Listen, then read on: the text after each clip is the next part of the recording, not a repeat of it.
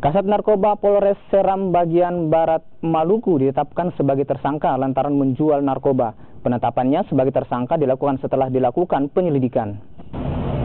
Kabid Humas Polda Maluku Kombes Muhammad Rum Auhairat menegaskan YT ditetapkan sebagai tersangka setelah dilakukan penyelidikan dan ditemukan uang hasil penyalahgunaan narkoba pada 3 Februari 2018 lalu. Sebelumnya, pada tanggal 29 Januari lalu, Kasat Narkoba berinisial YT bersama petugas lainnya melakukan penggerebekan terhadap Sekretaris DPRD Seram bagian Barat, Markus Teken, yang sedang asik berpesta narkoba di sebuah kamar penginapan di Desa Waimital, Kecamatan Kairatu, Seram bagian Barat Maluku.